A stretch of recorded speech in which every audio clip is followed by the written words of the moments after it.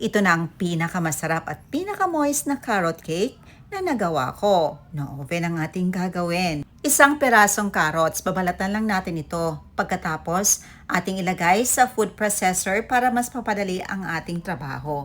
Ayan, chinap lang natin yan into desired sizes at ilagay na natin sa ating food processor. And after a few minutes, ito na napino na. Napakadali lang talaga kapag meron tayong food processor.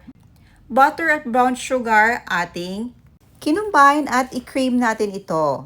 4 pieces large eggs ating inad. Direkta sa ating mixture dahil sure tayo na fresh egg ang ating ginamit dito. Now, ito na po ang ating wet mixture. 1 and 1/4 cup all-purpose flour, 1 and 1/2 teaspoon baking powder, at 1 teaspoon baking soda, 1/2 teaspoon fine salt.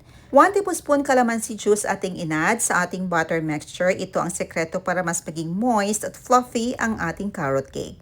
Now, kinumbine natin ang wet and dry ingredients. Mix lang natin until well incorporated. Now, inad na natin ang 3/4 cup of carrots, 1 teaspoon cinnamon powder.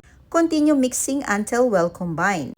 Gagamit tayo dito ng leche flan molde. Nagpahid lang tayo ng konting butter at i-add na natin ang ating mixture.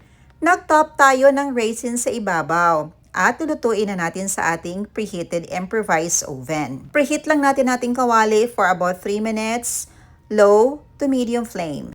After 3 minutes, isalang na natin ito and i-bake for about 20 to 30 minutes. Yung round pan, i-bake natin 40 to 45 minutes.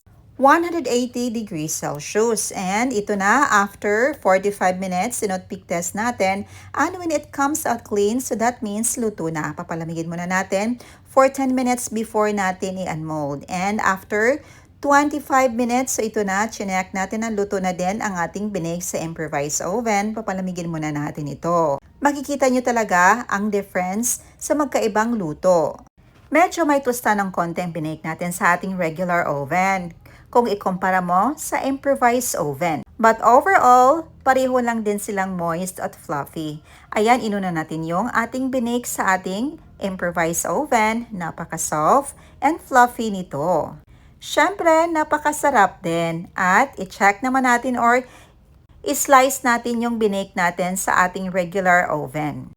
Ang difference nung dalawa is even ang pagkaluto nung sa regular oven at sakto talaga ang pagka-bake nito dahil may tosta sa ibabaw nito. But overall, ang texture pareho lang ding soft and fluffy at masarap. The best itong pang merienda at syempre pang negosyo na din. Ayun lang po, salamat sa panonood. See you in my next vlog. God bless you all and stay safe. Bye!